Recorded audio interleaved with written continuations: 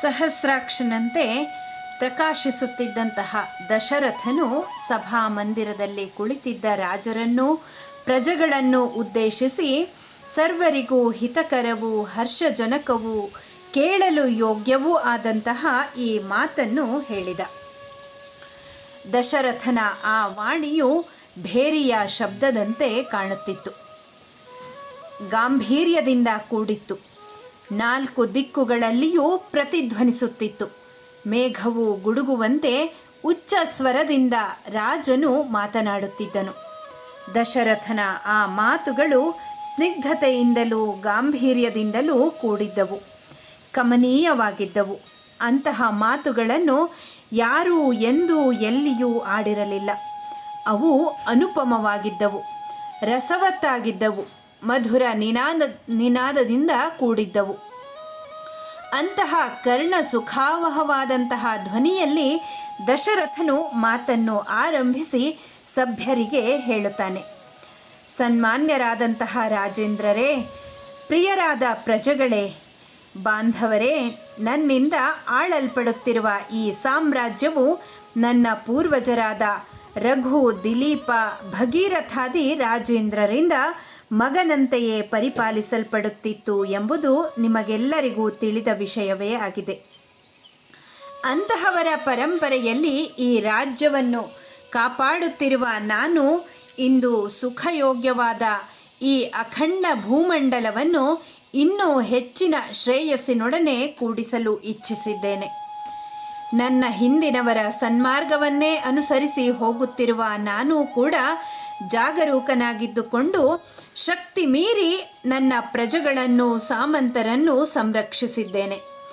ಸಮಗ್ರವಾದ ಭೂಮಂಡಲಕ್ಕೂ ಹಿತವನ್ನು ಉಂಟು ಮಾಡಬೇಕು ಎಂಬ ಉದ್ದೇಶದಿಂದ ಈ ಶ್ವೇತ ಛತ್ರದ ಅಡಿಯಲ್ಲಿ ಕುಳಿತು ರಾಜ್ಯಭಾರ ಮಾಡುತ್ತಿರುವ ನನ್ನ ಶರೀರವು ಕಾಲಗತಿಯನ್ನು ಅನುಸರಿಸಿ ಮುಪ್ಪಿಗೆ ಈಡಾಗಿದೆ.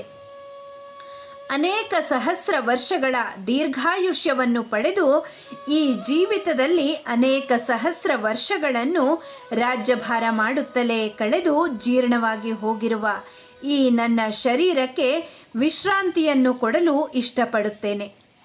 ನಿಮಗೆ ತಿಳಿದಿರುವಂತೆ ಧರ್ಮದಿಂದ ರಾಜ್ಯ ಪರಿಪಾಲನೆ ಮಾಡುವುದು ಸುಲಭವಲ್ಲ, ಬಹುಭಾರವಾದ ಕಾರ್ಯ. ರಾಜಯೋಗ್ಯವಾದ ಧೈರ್ಯ, ಶೌರ್ಯ, ಪರಾಕ್ರಮಗಳಿಂದ ಮಾತ್ರವೇ ಈ ರಾಜ್ಯವನ್ನು ಆಳಲು ಸಾಧ್ಯವಿದೆ. ಜಿತೇಂದ್ರಿಯರಲ್ಲದವರು ರಾಜ್ಯಾಡಳಿತವನ್ನು ನಿರ್ವಹಿಸಲಾರರು. ಬಹುಭಾರ ಎನಿಸಿರುವ ಈ ಲೋಕದ ರಾಜ್ಯ ಪರಿಪಾಲನೆಯ ಭಾರವನ್ನು ಬಹಳ ಕಾಲ ವಿಶ್ರಾಂತಿಯೇ ಇಲ್ಲದೆ ಹೊತ್ತ ನಾನು ನಿಶ್ಚಯವಾಗಿಯೂ ಇಂದು ಬಹಳ ಬಳಲಿದ್ದೇನೆ. ಹಾಗಾಗಿ ಇಲ್ಲಿ ಉಪಸ್ಥಿತರಾಗಿರುವ ಬ್ರಾಹ್ಮಣ ಶ್ರೇಷ್ಠರ ಅನುಮತಿಯನ್ನು ಪಡೆದು ಪ್ರಜೆಗಳ ಹಿತದಲ್ಲಿ ಅಥವಾ ರಾಜ್ಯದ ಪರಿಪಾಲನೆಯಲ್ಲಿ ಶ್ರೀರಾಮನನ್ನು ತೊಡಗಿಸಿ ನಾನು ವಿಶ್ರಾಂತಿಯನ್ನು ಪಡೆಯಲು ಆಶಿಸಿದ್ದೇನೆ. ನನ್ನ ಮಗನಾದರೂ ಸಾಮಾನ್ಯವಲ್ಲ, ನನಗೆ ಅನುರೂಪನಾಗಿಯೇ ಹುಟ್ಟಿದ್ದಾನೆ. ಸಮಸ್ತ ಸದ್ಗುಣಗಳಿಂದಲೂ ಸಂಪನ್ನನಾಗಿದ್ದು ನನಗಿಂತಲೂ ಶ್ರೇಷ್ಠ ಗುಣವಂತನಾಗಿದ್ದಾನೆ. ಶತ್ರುಗಳ ಪಟ್ಟಣವನ್ನು ಜಯಿಸುವ ಸಾಮರ್ಥ್ಯವುಳ್ಳ ನಮ್ಮ ಶ್ರೀರಾಮನು ಪರಾಕ್ರಮದಲ್ಲಿ ಇಂದ್ರನಿಗೆ ಸಮಾನನು. ಆದುದರಿಂದ ಪುಷ್ಯ ನಕ್ಷತ್ರಯುಕ್ತನಾದ ಚಂದ್ರನಂತಿರುವ ಶ್ರೀರಾಮನನ್ನು ಯೌವರಾಜ್ಯ ಪದವಿಗೆ ನಿಯಮಿಸುತ್ತೇನೆ. ಕಾಂತಿಯುಕ್ತನಾದ ಲಕ್ಷ್ಮಣನ ಅಣ್ಣನಾದಂತಹ ಶ್ರೀರಾಮನು ನಿಮ್ಮೆಲ್ಲರಿಗೂ ಅನುರೂಪನಾದ ಸ್ವಾಮಿಯು. 3 ಲೋಕಗಳು ಇವನನ್ನು ಒಡೆಯನನ್ನಾಗಿ ಪಡೆಯುವುದರಿಂದ ಈಗ ಇರುವುದಕ್ಕಿಂತಲೂ ಶ್ರೇಷ್ಠನಾದ ರಾಜನನ್ನು ಪಡೆದುಕೊಂಡಂತಾಗುತ್ತದೆ. ನನ್ನಿಂದ ಚಿರಕಾಲ ಪರಿಪಾಲಿತವಾದಂತಹ ಈ ಭೂಮಿಯ ರಾಜ್ಯಭಾರ ನಿರ್ವಹಣೆಯನ್ನು ಶ್ರೀರಾಮನಿಗೆ ಒಪ್ಪಿಸಿ ಈ ಕೂಡಲೇ ಭೂಮಂಡಲವನ್ನು ಶ್ರೇಯಸ್ಸಿನೊಡನೆ ಕೂಡಿಸುತ್ತೇನೆ. ಮಗನಿಗೆ ರಾಜ್ಯಾಡಳಿತವನ್ನು ಒಪ್ಪಿಸಿ ನಾನು ಕ್ಲೇಶರಹಿತನಾಗುತ್ತೇನೆ. ನನ್ನಿಂದ ಕೂಲಂಕುಷವಾಗಿ ಪರಿಶೀಲಿಸಲ್ಪಟ್ಟು ನಿಶ್ಚಿತವಾಗಿರುವ ಶ್ರೀರಾಮಾಭಿಷೇಕವು ಯೋಗ್ಯವಾದುದೆಂದು ಪ್ರಯೋಜನಕರವೆಂದು ನೀವು ಭಾವಿಸುವಿರಾದರೆ ನೀವೆಲ್ಲರೂ ಶ್ರೀರಾಮನ ಯೌವರಾಜ್ಯ ಪಟ್ಟಾಭಿಷೇಕಕ್ಕೆ ಅನುಮತಿಸಿರಿ, ಅಥವಾ ನಾನೇನು ಮಾಡಬೇಕು ಎಂಬುದನ್ನಾದರೂ ಹೇಳಿರಿ. ಶ್ರೀರಾಮನಿಗೆ ಪಟ್ಟಗಟ್ಟಬೇಕು ಎಂಬ ನನ್ನ ಈ ಆಶಯವು ಶ್ರೀರಾಮನ ಮೇಲೆ ನನಗಿರುವ ಪ್ರೀತಿಯ ಹಿನ್ನೆಲೆಯಿಂದಲೂ ಕೂಡಿದೆ ಎಂಬುದರಲ್ಲಿ ಯಾವುದೇ ಸಂಶಯವಿಲ್ಲ. ಹಾಗಾಗಿ ಇದರ ಅಂತಿಮ ನಿರ್ಧಾರವು ನಿಮಗೆ ಸೇರಿದ್ದಾಗಿದೆ.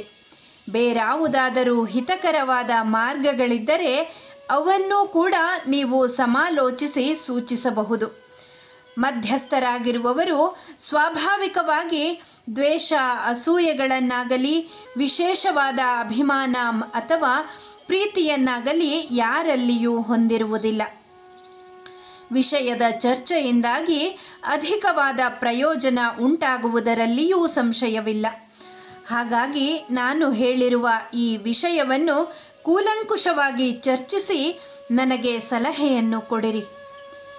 ದಶರಥನು ಹೀಗೆ ಹೇಳುತ್ತಿದ್ದಂತೆಯೇ ಅಲ್ಲಿ ಉಪಸ್ಥಿತರಾಗಿದ್ದಂತಹ ರಾಜರು ಅತ್ಯಂತ ಪ್ರಸನ್ನರಾಗಿ ಮಳೆಗರೆಯುವ ಮಹಾಮೇಘವನ್ನು ನೋಡಿದೊಡನೆಯೇ ನವಿಲುಗಳು ಕೇಕಾರವದಿಂದ ಅಭಿನಂದಿಸುವಂತೆ ದಶರಥನನ್ನು ಹರ್ಷೋದ್ಗಾರಗಳಿಂದ ಅಭಿನಂದಿಸಿದರು. ಸಮಸ್ತ ಜನಸಮುದಾಯದ ಸ್ನೇಹಮಯವಾದ ಆ ಹರ್ಷೋದ್ಗಾರಗಳು ಆ ಸಭಾ ಮಂಟಪವನ್ನೇ ನಡುಗಿಸುತ್ತಿತ್ತು.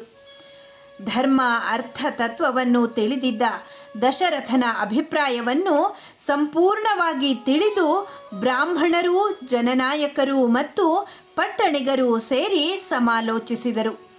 ಆ ನಂತರ ಅವರೆಲ್ಲರೂ ಒಮ್ಮತವಾದ ನಿರ್ಧಾರಕ್ಕೆ ಬಂದವರಾಗಿ ವೃದ್ಧನಾದಂತಹ ದಶರಥನಿಗೆ ಹೇಳುತ್ತಾರೆ, ಮಹಾರಾಜ, ಜೀವಮಾನದಲ್ಲಿ ಹಲವಾರು ಸಾವಿರ ವರ್ಷಗಳನ್ನು ಕಳೆದು ನೀನು ಅತಿ ವೃದ್ಧನಾಗಿದ್ದಿ. ಹಾಗಾಗಿ ವಿಶ್ರಾಂತಿಯನ್ನು ಪಡೆಯಬೇಕೆಂಬ ಅಪೇಕ್ಷೆಯು ಸ್ವಾಭಾವಿಕವೇ ಸರಿ. ಪೃಥ್ವಿ ಪಾಲನೆಯಲ್ಲಿ ಸಮರ್ಥನಾದ ಶ್ರೀರಾಮನಿಗೆ ನೀನು ಯುವರಾಜ ಪಟ್ಟಾಭಿಷೇಕವನ್ನು ಮಾಡುವುದು ಯುಕ್ತವಾಗಿಯೇ ಇದೆ.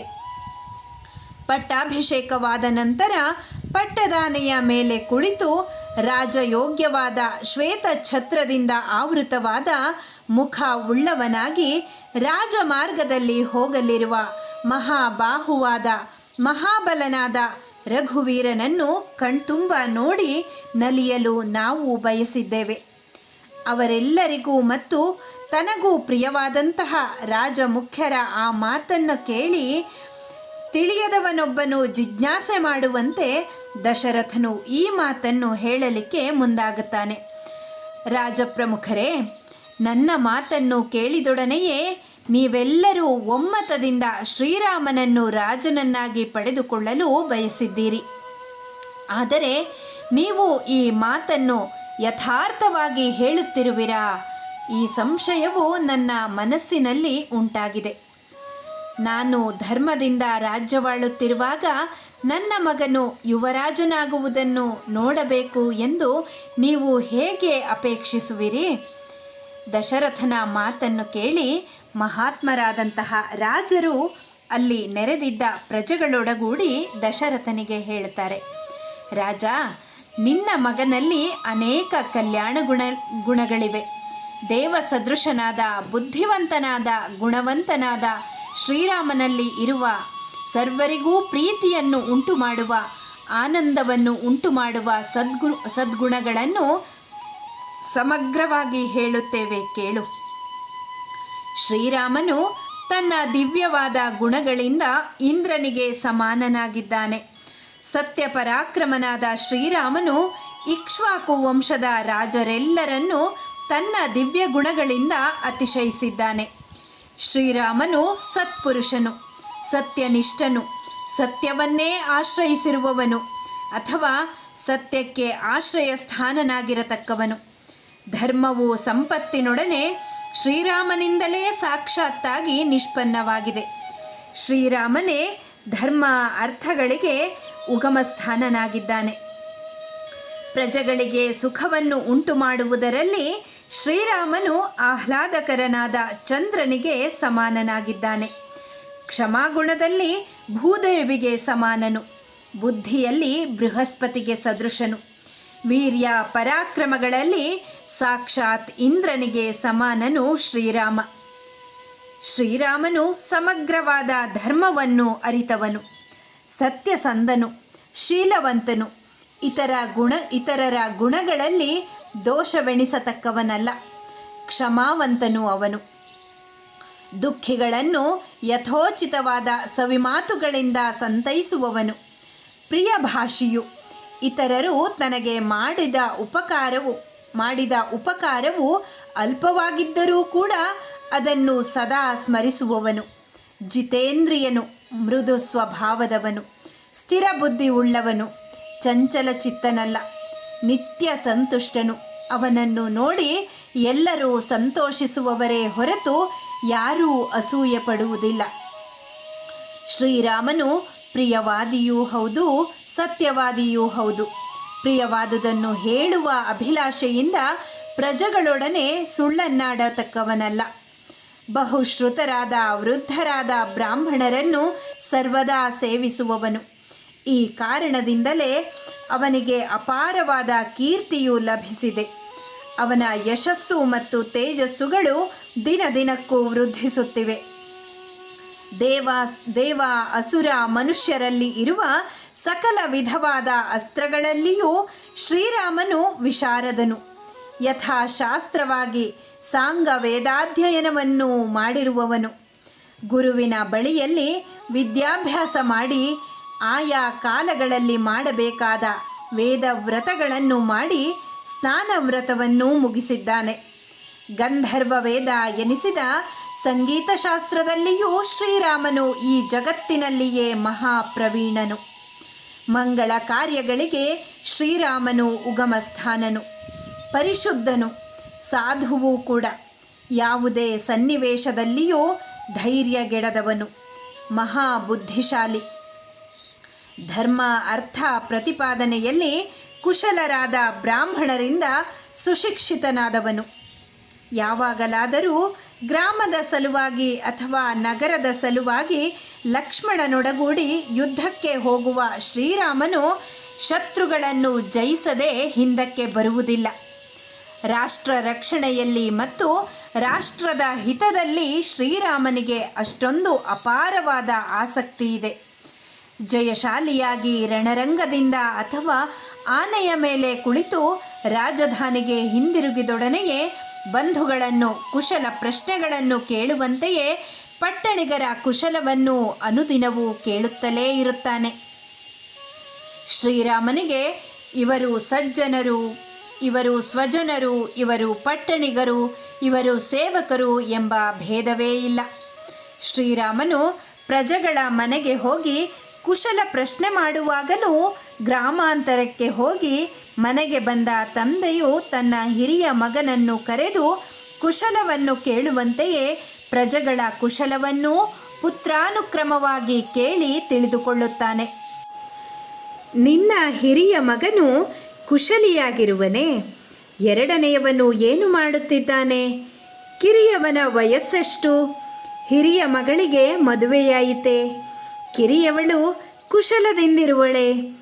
ಔಪಾಸನ, ಅಗ್ನಿಹೋತ್ರ, ವೈಶ್ವದೇವಾದಿ ನಿತ್ಯ ನೈಮಿತ್ತಿಕವಾದ ಕರ್ಮಗಳು ನಿರ್ವಿಘ್ನವಾಗಿ ನಡೆಯುತ್ತಿರುವವೇ? ನಿನ್ನ ಪತ್ನಿಯು ಸುಖವಾಗಿರುವಳೆ? ಸೊಸೆಯರು ಅತ್ತೆ ಮಾವಂದಿರ ವಿಷಯದಲ್ಲಿ ವಿಧೇಯರಾಗಿರುವರೆ? ನಿನ್ನ ಭೃತ್ಯರು ಮತ್ತು ಅವರ ಪರಿವಾರದವರು ನಿರೋಗ ದೃಢಕಾರ್ಯರಾಗಿರುವರೆ? ಸ್ವಾಮಿ ಭಕ್ತಿ ಉಳ್ಳವರಾಗಿದ್ದಾರೆಯೇ? ಶಿಷ್ಯರು ಗುರು ಶುಶ್ರೂಷೆಯಲ್ಲಿ ನಿರತರಾಗಿರುವರೆ?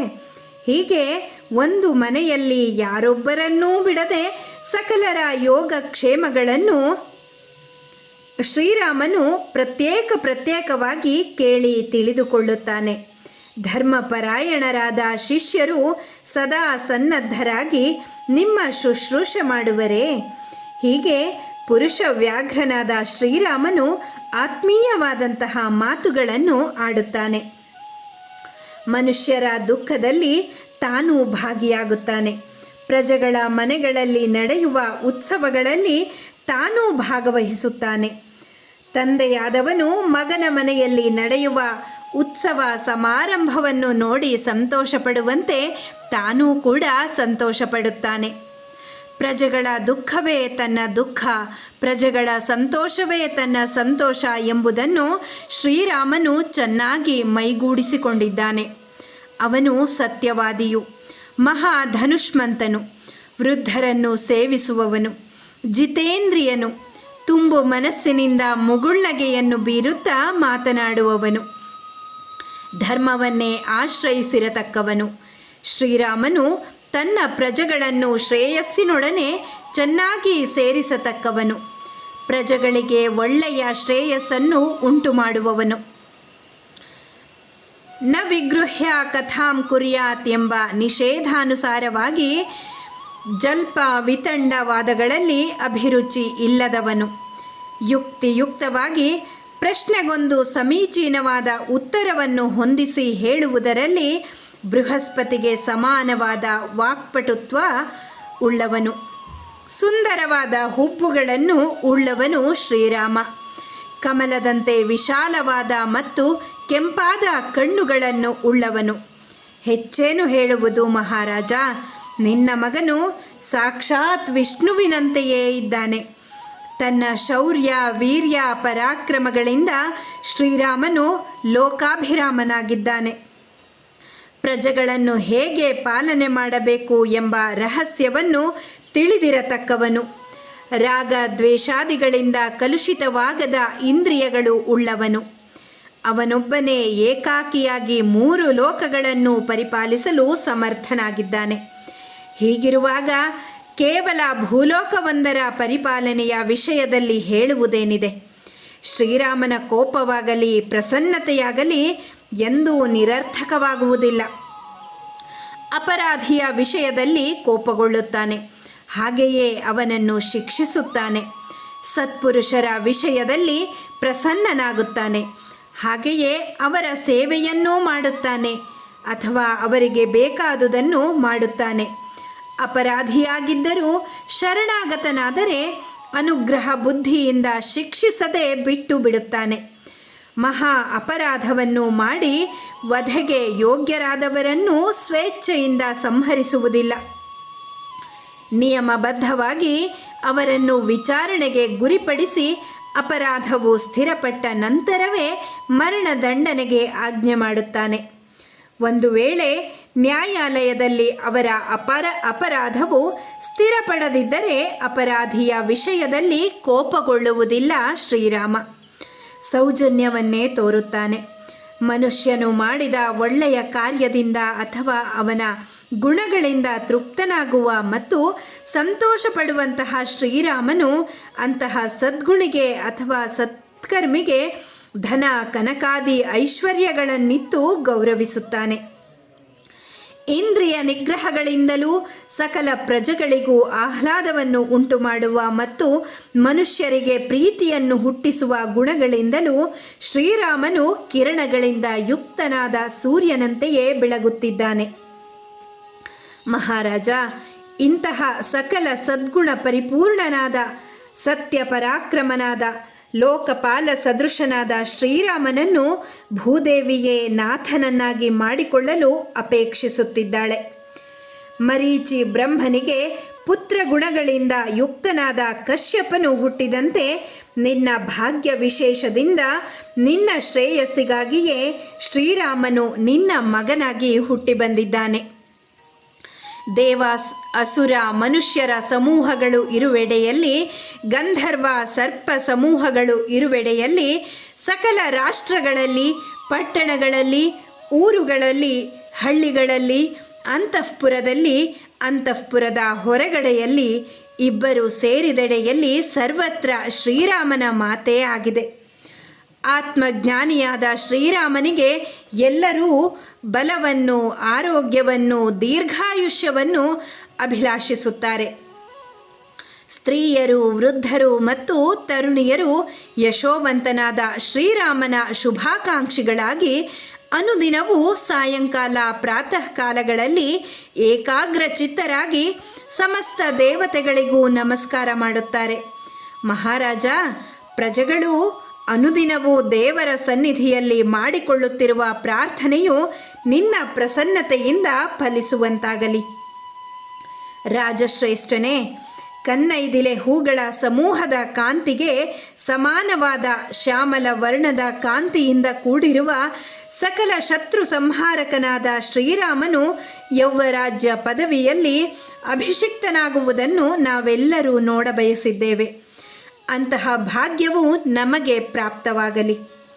ವರದನೇ ದಶರಥ ಮಹಾರಾಜ, ದೇವದೇವನಾದ ವಿಷ್ಣುವಿಗೆ ಅನುರೂಪನಾದ ಸಕಲ ಲೋಕಗಳ ಹಿತದಲ್ಲಿಯೇ ಸರ್ವದಾ ನಿರತನಾದ ಉದಾರಿಯಾದ ಅಥವಾ ಉದಾರಿಗಳಿಂದ ಸಂಸೇವ್ಯಮಾನನಾದ ನಿನ್ನ ಮಗನಾದ ಶ್ರೀರಾಮನಿಗೆ ನಮ್ಮೆಲ್ಲರ ಹಿತಕ್ಕಾಗಿ ಸಂತೋಷದಿಂದ ಯುವರಾಜ ಪಟ್ಟಗಟ್ಟುವುದು ನಿನಗೆ ಯೋಗ್ಯವಾಗಿದೆ. ಹೀಗೆ ಪ್ರಜೆಗಳು, ಅಲ್ಲಿ ನೆರೆದಿದ್ದಂತಹ ಎಲ್ಲ ಸಜ್ಜನರು ಕೂಡ ತಮ್ಮ ಆಸೆಯನ್ನು ದಶರಥನ ಎದುರಿಗೆ ಮಂಡಿಸ್ತಾ ಇದ್ದಾರೆ.